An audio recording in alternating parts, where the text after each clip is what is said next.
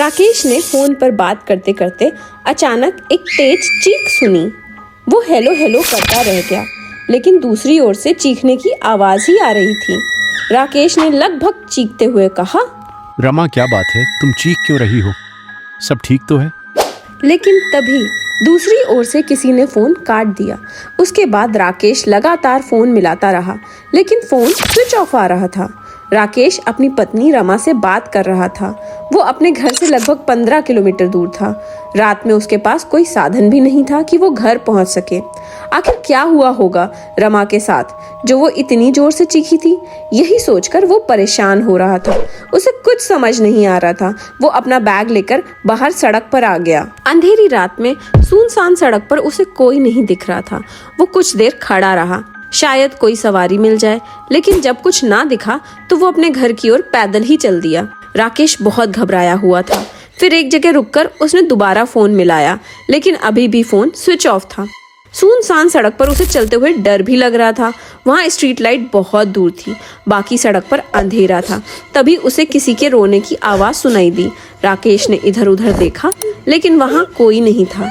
वो आगे बढ़ गया और तेज कदमों से उस स्ट्रीट लाइट की ओर चल दिया। जैसे जैसे वो आगे बढ़ रहा था, किसी औरत के रोने की आवाज उसके कानों में पड़ रही थी। वो और तेज चलने लगा। उसने पलटकर देखा, लेकिन वहाँ कोई नहीं था। वो और तेज चलने लगा, लेकिन ये क्या? वो जितना तेज चल रहा था, वो आवाज और तेजी से उसके कानों में आ रही थी। राकेश ने रुककर उस आवाज को सुना तो उसके रोंगटे खड़े हो गए। हे भगवान, ये तो रमा की आवाज है। वो यहाँ कहाँ है? तभी रोने की आवाज बंद हो गई। राकेश को लगा ये उसका वहम है। वो तेजी से आगे चलने लगा। तभी उसके कानों में रमा की आवाज आई, रुक जाओ राकेश, जहाँ तुम जा रहे हो वहाँ अब कुछ नहीं है। मैं यही हूँ, तुम्हारे पास। राकेश जोर से चीखा, कहाँ हो तुम रमा? सामने आओ। और तुम इतनी जल्दी यहाँ कैसे आ गई? अभी तो तुम फोन पर बात कर रही थी। राकेश रुककर चारों ओर देखने लगा। तभी उसे फोन की याद आई।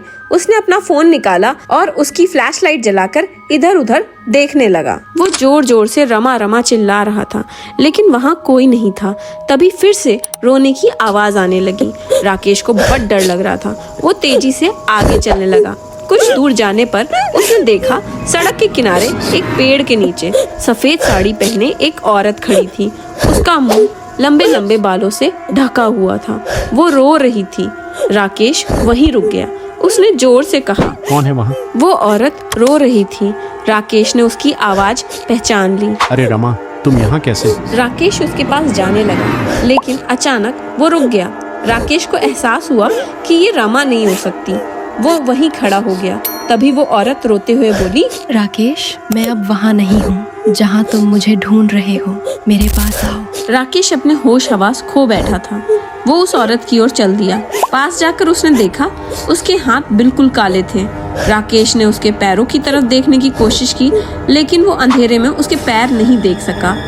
तभी तेज हवा के झोंके से उसके चेहरे से बाल हट गए। राकेश ने जैसे ही उसका चेहरा देखा, उसकी चीख निकल गई। इस गहरे सन्नाटे में उसकी तेज चीख से पूरा वातावरण गूंज गया।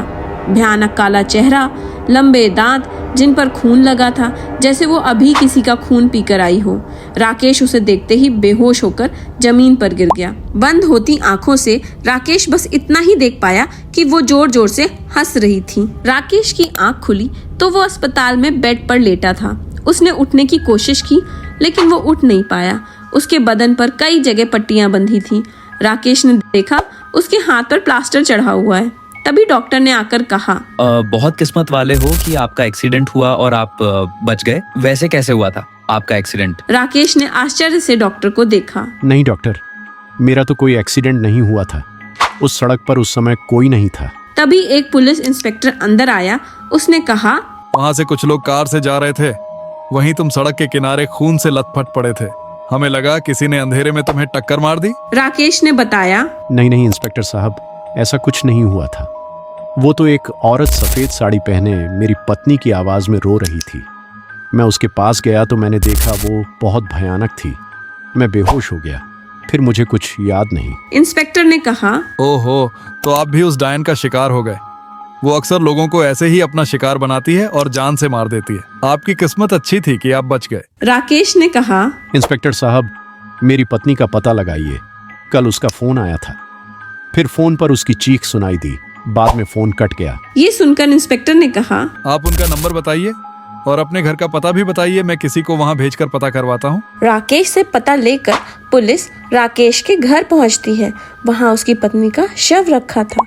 ये देखकर पुलिस वालों ने आसपास के लोगों से पूछा तो एक ने बताया, कल हमने इसके चीखने की आवाज सुनी थी। जब हम पहुंचे तो इसके शरीर पर कई घाव थे जिनसे खून बह रहा था। हम इसे अस्पताल ले गए, वहां इसने दम तोड़ दिया। इसका फोन भी गिरकर टूट गया। अब तो इसके पति राकेश का इंतजार कर रहे हैं। इनका कोई रिश्तेदार हो तो इनका अंतिम संस्कार कर दीजिए। इनके पति का भी एक्सीडेंट हो गया है, वे नहीं आ पाएंगे। वहां से आकर उन्होंने इंस्पेक्टर को सारी जानकारी दी। इंस्पेक्टर ने राकेश से बात की। राकेश, तुम्हारी पत्नी ठीक है, लेकिन हमने उसे तुम्हारे बारे में कुछ नहीं बताया। तुम ठीक हो जाओ तब अपने घर जाकर बता देना। यह कहकर इंस्पेक्टर बाहर चला गया। उसने डॉक्टर से कहा, इसकी पत्नी मर गई, लेकिन ये बात इसे मत बताना। लेकिन अचानक ये सब कैसे हुआ, कुछ पता नहीं लग पा रहा। इंस्पेक्टर साहब, ऐसे कई केस मेरे पास आते रहते हैं। यहीं पास में गांव के सरपंच जोगिंद्र सिंह है, आप उनसे बात कीजिए, वे ही कुछ बताएंगे। अगले दिन इंस्पेक्टर सरपंच जोगिंदर सिंह के घर पहुंच जाते हैं। सारी बात सुनने के बाद जोगिंदर सिंह ने कहा, ऐसा कई बार हो चुका है, आप शायद यहाँ नए आए हैं। ये एक डायन है जो लोगों को अपना शिकार बनाती है। जब वो फोन पर बात कर रहा होगा तो उसने सुन लिया होगा। वो जिसे अपना शिकार बनाती है, पहले वह उसे प्यार करने वाले को मार देती है, फिर उसे अपना शिकार बनाती है। इंस्पेक्टर ने कहा, लेकिन वो आदमी तो जिंदा है, बहुत चोट लगी है उसे। किस्मत अच्छी थी जो वो बच गया। जब वो उसे मारने वाली होगी शायद तभी वहाँ वे लोग आ गए होंगे जो उसे अस्पताल ले गए। कुछ दिन में राकेश चलने फिरने लायक हो गया। इंस्पेक्टर उसे अपनी गाड़ी में बिठाकर उसके घर ले गए। पत्नी की मौत का पता लगते ही राकेश फूट फूट कर रोने लगा। इंस्पेक्टर साहब, आपने मुझसे झूठ बोला। मेरी रमा तो पहले ही जा चुकी थी। इंस्पेक्टर ने कहा, वो औरत जिसने तुम पर हमला किया वो एक डायन थी। मैंने उसके बारे में पता किया। जब वो जिंदा थी तो उसके प्रेमी ने उसे छोड़ दिया था, जिसके कारण उसने खुदकुशी कर ली। बाद में उसने अपने प्रेमी को भी मार डाला। तब से जब वो कहीं भी दो प्यार करने वालों के बारे में सुनती है, उन्हें मार देती है। तुमसे पहले भी कई केस हो चुके हैं। राकेश को गहरा सदमा लगा था। वो अब सारे दिन घर बंद करके अंदर बैठा रहता था। रात में वो उस औरत को सपने में देखता था। एक दिन इंस्पेक्टर को पता लगा कि राकेश मर गया। जब वो वहां पहुंचा तो आसपास वालों ने बताया कि वो रात को उस औरत के दिखने का दावा करता था। वो उससे कहता था, मुझे भी मार दे। आज हमने देखा तो उसका घर खुला पड़ा था और उसकी लाश जमीन पर पड़ी थी। इंस्पेक्टर और जोगिंदर सिंह जी दोनों बात कर रहे थे। इंस्पेक्टर बोला, क्या कभी इस डायन के खौफ से यहाँ के लोगों को आजादी मिल पाएगी? जोगिंदर सिंह ने कहा, पता नहीं, हम तो बस लोगों को समझाते हैं कि रात होते ही अपने घर के खिड़की दरवाजे बंद कर लो और चुपचाप सो जाओ। किसी से बात मत करो, क्योंकि वो अपना शिकार किसी की बातें सुनकर ही करती है। आज भी उस सड़क पर चारों ओर सन्नाटा रहता है, मौत का सन्नाटा। अगर आपको ये वीडियो पसंद आया हो तो लाइक करें, शेयर करें और ऐसे ही वीडियो देखने के लिए हमारे चैनल को सब्सक्राइब जरूर करें।